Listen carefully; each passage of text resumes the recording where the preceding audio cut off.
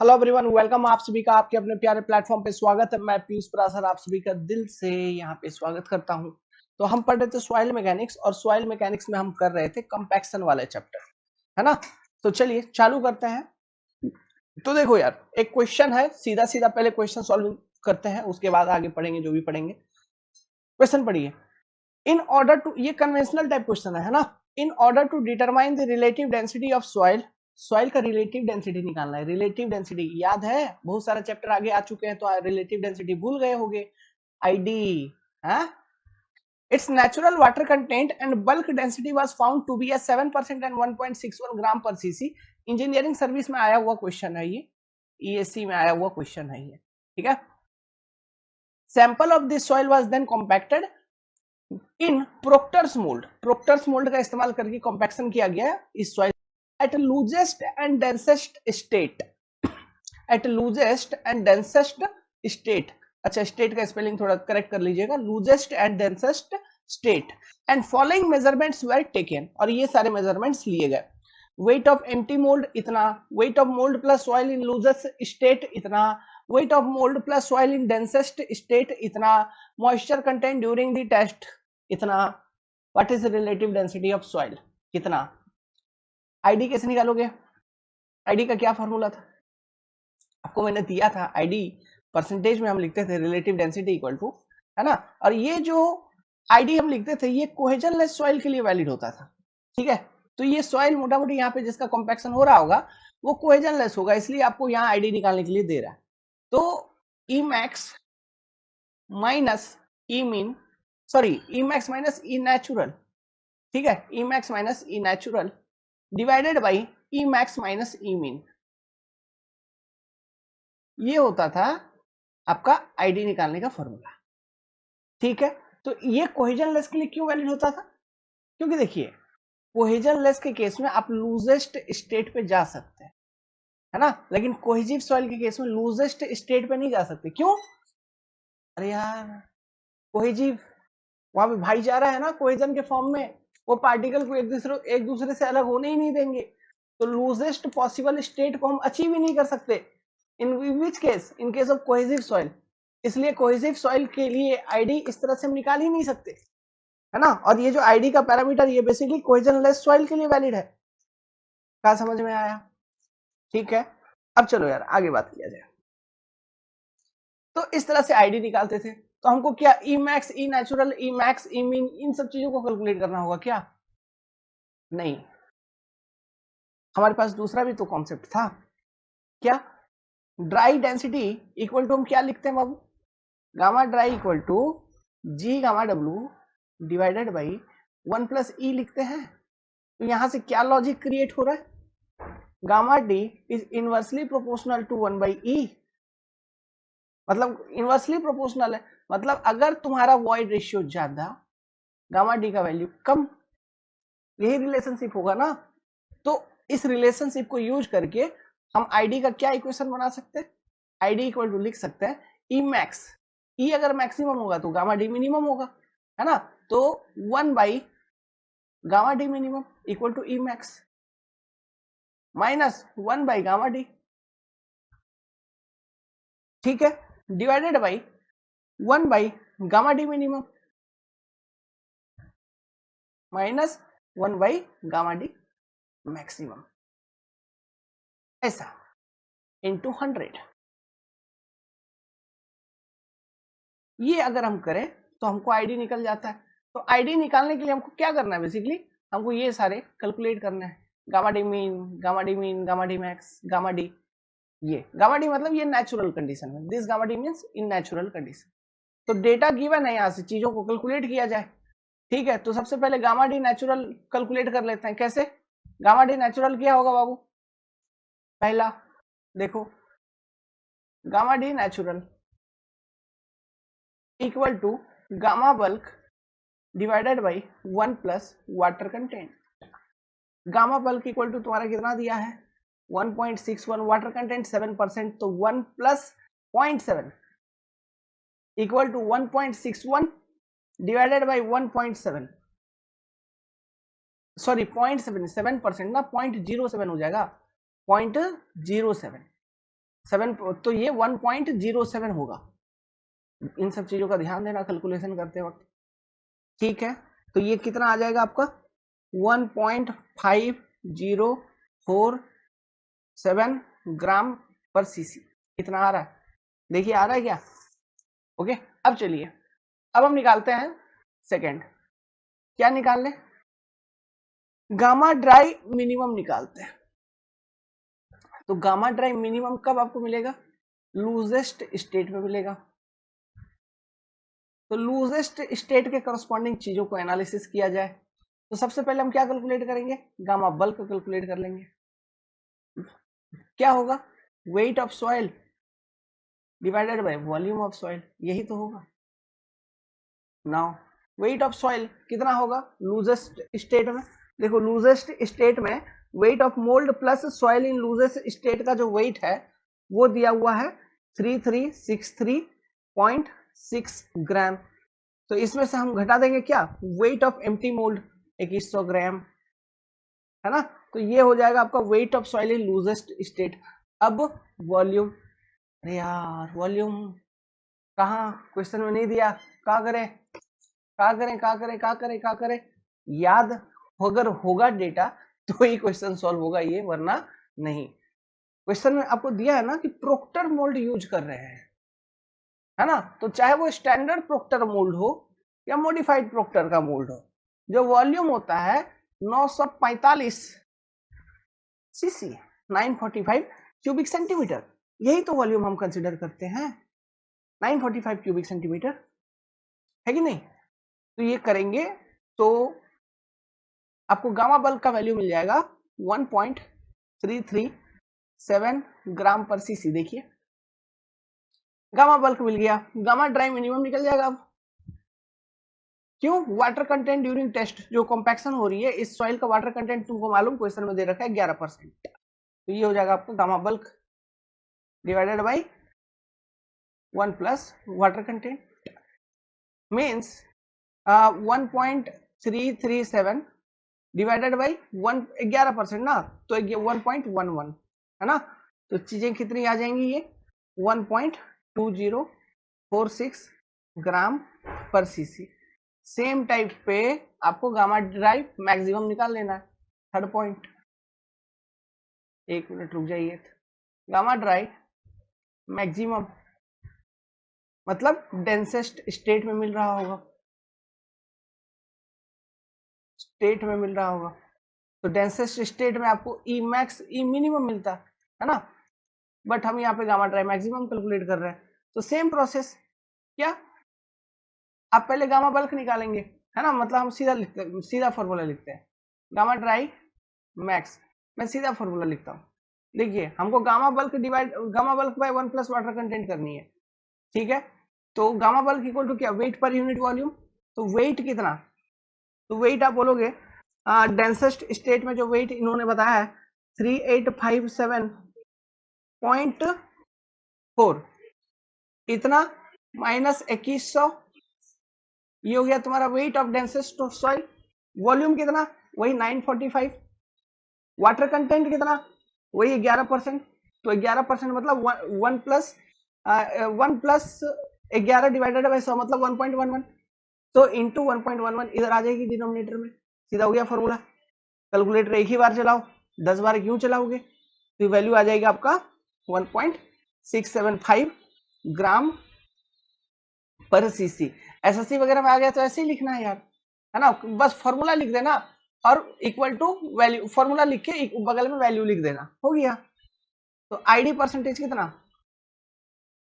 अब बता दो आईडी परसेंटेज, चीजों को पुट करिए। क्या क्या पुट करेंगे? 1 अपॉन गामा डी मिनिमम। तो गामा डी मिनिमम कितना?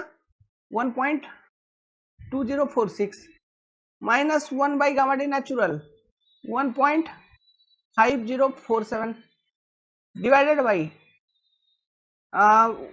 1 बाई मिनिमम कितना?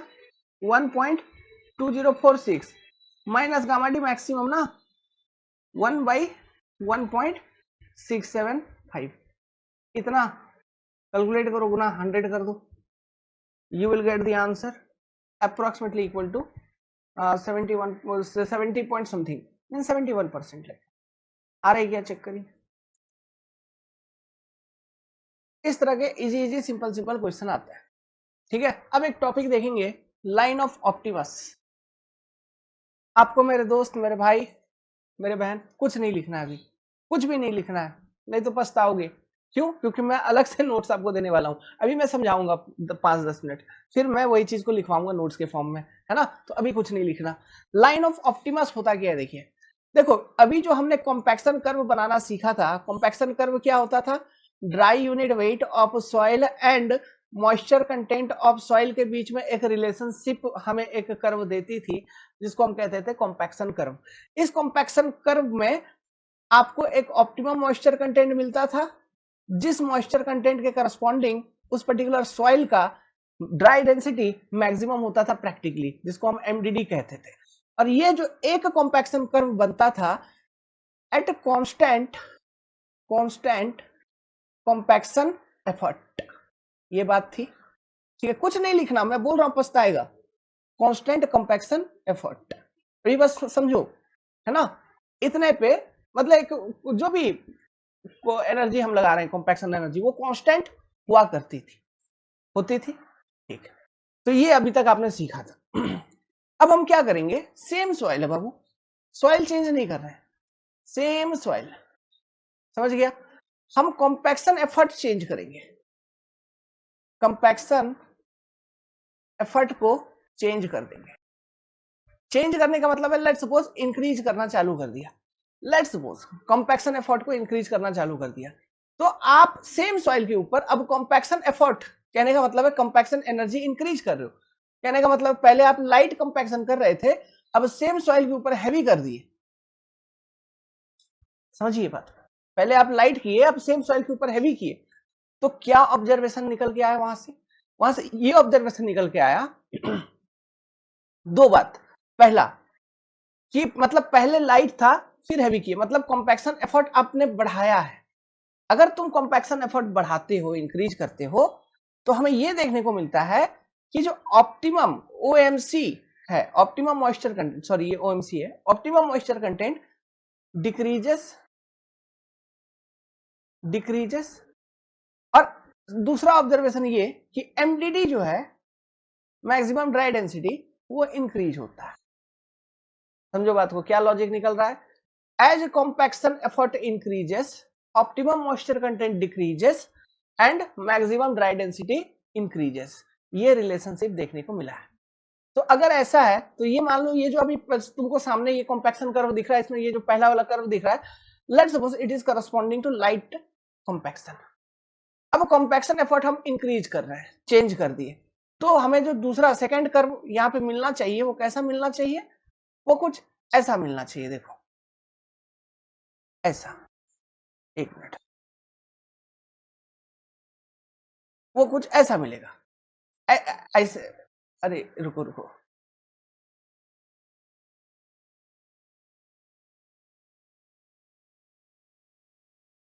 ऐसा, वो कुछ ऐसा मिलेगा। ऐसा मिलने से आपको क्या क्या दिख रहा है यहाँ पे? इस कर्व से ये अंदाजा हो रहा है, यहाँ पे कहीं पे मैक्सिमम वाट, मतलब ये जो मॉइस्चर कंटेंट है वो एमसी, पहले यहाँ था, अब यहाँ सेकेंड आ गया, और ये आपका एमडीडी हो गया, ये 1 था, ये 2 हो गया। ये जो कॉम्पैक्शन कर्व है, कुछ मत बनाना, कुछ ड्रॉ मत करना, मैं अच्छा बनाऊंगा। ये हैवी कॉम्पैक्शन, हैवी कॉम्पैक्शन जब आपने किया, मतलब कॉम्पैक्शन एनर्जी को इंक्रीज कर दिया। जब कॉम्पैक्शन एफर्ट को आपने बढ़ा दिया, तो आपको कर्व इस तरह से मिल रहा है। आप इस कर्व में देख पा रहे हो, ओएमसी पहले यहां था, डिक्रीज होकर यहां आ गया, ओएमसी रिड्यूस्ड। एमडीडी पहले यहां था, इंक्रीज होकर यहां हो गया, तो एमडीडी बढ़ गया, ओएमसी डिक्रीज हो गया। ये पैटर्न ऑब्जर्व होता हुआ हमें नजर आता है, समझे। तो इस तरह से मान लो हम चेंज करते हुए चलेंगे, क्या चेंज करते हुए चलेंगे? कॉम्पैक्शन एनर्जी मान लो इंक्रीज करते हुए चलेंगे, तो ये कर्व ऐसा ऐसा ऐसा होते चलेगा, है ना। तो अब ऐसे केसेस में जो ये वाले सारे पॉइंट्स होंगे, ठीक है, जिस पॉइंट्स के करस्पॉन्डिंग ओएमसी, उस पर्टिकुलर टेस्ट कंडीशन का ओएमसी और एमडीडी का वो मतलब जो कोऑर्डिनेट पॉइंट होगा, अगर उन पॉइंट्स को कनेक्ट करेंगे, ठीक है, तो एक इस तरह से एक लीनियर लाइन निकल के आता है। ये जो लाइन है इसी को हम बोलते हैं लाइन ऑफ ऑप्टिमस। समझे? ये जो लाइन ऑफ ऑप्टिमस वाला लाइन है ये रफली पैरेलल होता है किसके? यहां पे कौन सा लाइन होगा? Zero ZAVD, zero air void line, या फिर इसको 100% सैचुरेशन लाइन कहते थे। याद है? इसके रफली पैरेलल होता है, रफली पैरेलल, एग्जैक्टली पैरेलल नहीं, रफली पैरेलल। ये देखा गया है कि ये जो लाइन ऑफ ऑप्टिमस है, ये जो लाइन ऑफ ऑप्टिमस है, it is corresponding to approximately 5% of air void, 5% of air void line, या फिर इसको हम बोलते हैं 85 टू 95% ऑफ सैचुरेशन लाइन। ठीक है, ऐसा ये जो लाइन निकल के आ रहा है, ये निकल के आ रहा है लाइन ऑफ ऑप्टिमस। तो ये जो लाइन ऑफ ऑप्टिमस वाली डायग्राम है, ये ओवरऑल डायग्राम में आप देखोगे कॉम्पैक्शन एफर्ट चेंज कर रहे हैं, है ना? कॉम्पैक्शन एफर्ट चेंज करने के कारण ये सब चीजें आ रही हैं, और चेंज करने के कारण क्या देखने को मिल रहा है? Optimum moisture content decreases, MDD increases. ठीक है, अब एग्जाम में क्वेश्चन घुमा के पूछ देगा, कॉम्पैक्शन एफर्ट डिक्रीज करोगे तो क्या होगा? ऑप्टिमम मॉइस्चर कंटेंट बढ़ेगा, एमडीडी डिक्रीज होगा। ऐसा कभी सीधा पूछेगा, कभी घुमा के पूछ देगा। ये डायग्राम है, बाकी ये सारी चीजें हैं। समझे? तो यही जो आपको मैंने अभी समझाया, इसी को लिखना पड़ेगा।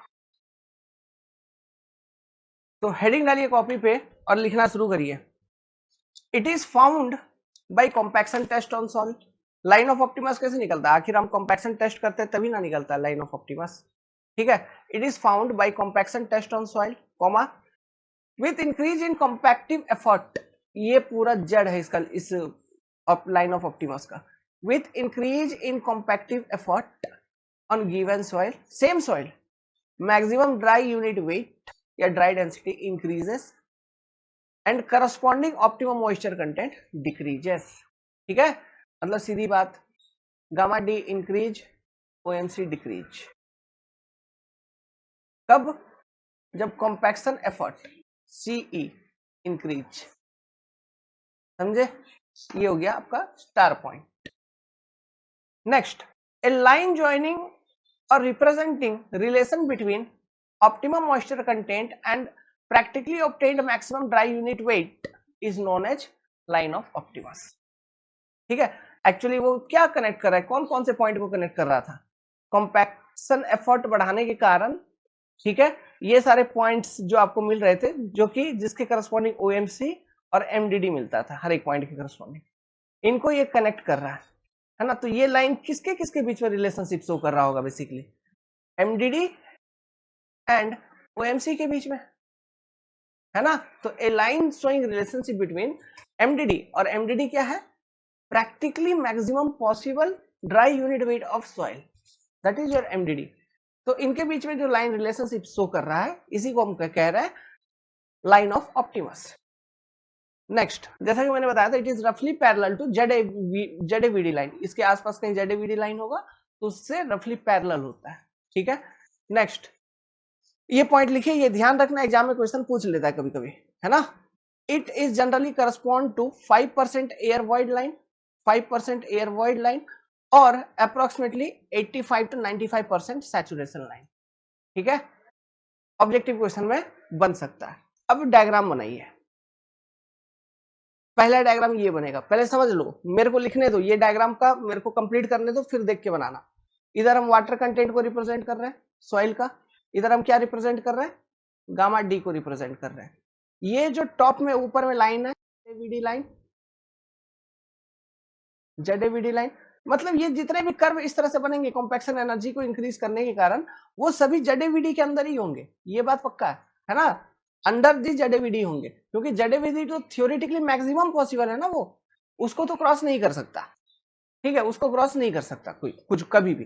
तो जेडेवीडी के अंदर ही सभी कर्व होंगे, ये डेफिनाइट। तो ये जेडेवीडी लाइन, और इसी को हम 100% सैचुरेशन लाइन कहेंगे, सैचुरेशन लाइन। ठीक है, अब देखिए, ये जो पहला वाला कर्व बन रहा है, it is corresponding to light compaction, light compaction. दूसरा वाला जो कर्व आपको मिला, it is corresponding to heavy compaction.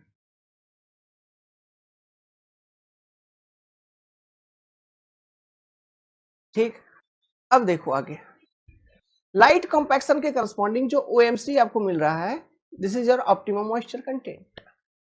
Let's suppose this is 1। Heavy compaction के करस्पॉन्डिंग जो OMC मिल रहा है वो यहां पर कहीं पर मिल रहा है, this is your OMC 2। Light compaction के करस्पॉन्डिंग जो MDD आपको मिल रहा है वो कुछ ये है, this is your MDD 1। Heavy compaction के करस्पॉन्डिंग जो MDD आपको मिल रहा है वो यहां पर कहीं पर है, दिस इज योर MDD 2। और यहां पे हमने बेसिकली किया है कॉम्पैक्शन एफर्ट, कॉम्पैक्शन एफर्ट को इंक्रीज करवाया है, ठीक है। दैट इज कॉम्पैक्शन एनर्जी पहले जो लगा रहे थे अब उससे ज्यादा लगाए, मतलब लाइट पहले किए तो अब हैवी किए, तो इस तरह से आपको कर्व मिला, समझे। अब यहाँ पे जो रिलेशनशिप देख रहे हो उसी को लिख लो। क्या तुम देख रहे हो, जो ऑप्टिमम मॉइस्चर कंटेंट है ये डिक्रीज हुआ तो इस तरह से एरो दिखा दीजिए, जो MDD है वो इंक्रीज हुआ तो इस तरह से एरो दिखा दीजिए, ऐसा रिलेशनशिप शो हो गया।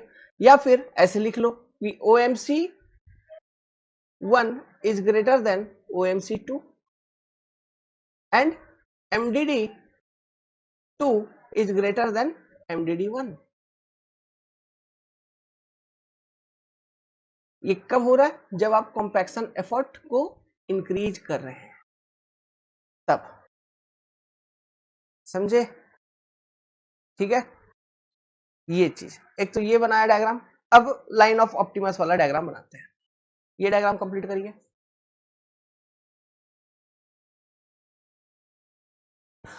अब देखो ये वाला डायग्राम बना लेंगे, है ना। यहाँ पे इसी तरह से बना लीजिएगा आप भी। रुकिए, ये आपका वाटर कंटेंट हो गया, फिर ये यहाँ पे गामा डी, गामा ड्राई हम शो कर रहे हैं, this is your ZAVD line, clear है। Zero air void, zero air void या फिर 100% सैचुरेशन लाइन, सब एक ही बात। बार बार क्यों लिखता हूं, इसलिए ताकि आपको आदत हो जाए, है ना। अब ये देखिए आप यहाँ पे क्या कर रहे हैं, कॉम्पैक्शन एफर्ट को इंक्रीज कर रहे हैं, या फिर सीधा लिखिए कॉम्पैक्शन एनर्जी इज इंक्रीज्ड, ठीक है। और इसको ब्रैकेट में डाल दो, मतलब यहाँ पे ये जो डायग्राम है इसमें कॉम्पैक्शन एनर्जी कांस्टेंट नहीं है, ये चेंज हो रहा है, ठीक है। अब उसके बाद क्या करिए, यहाँ पे ऐसे दिखा दो, ये आपका OMC 1, OMC 1, ये आपका OMC 2, ये आपका OMC 3, ये आपका OMC 4, ये आपका OMC 5, है ना।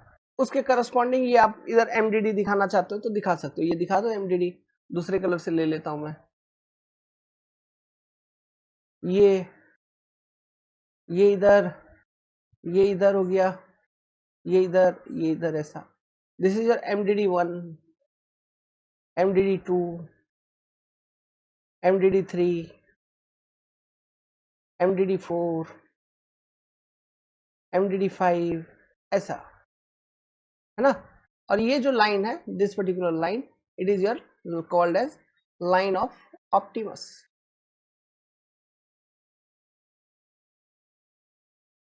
ओके, एग्जाम में पूछता है कभी कभी, तो शॉर्ट नोट्स में पूछ लेगा कभी, या फिर कोई ऑब्जेक्टिव क्वेश्चन ही आ गया यहाँ से, है ना, तो इंपॉर्टेंट होती है। तो इसी के साथ एक छोटा सा टॉपिक बचा हुआ था, वो टॉपिक खत्म। अब जो एक बड़ा टॉपिक है, अब इसमें कॉम्पैक्शन वाले चैप्टर में factor affecting compaction, equipment used in compaction, ठीक है, फिर कॉम्पैक्शन ऑफ सैंड, एक एक करके हम लोग देखेंगे।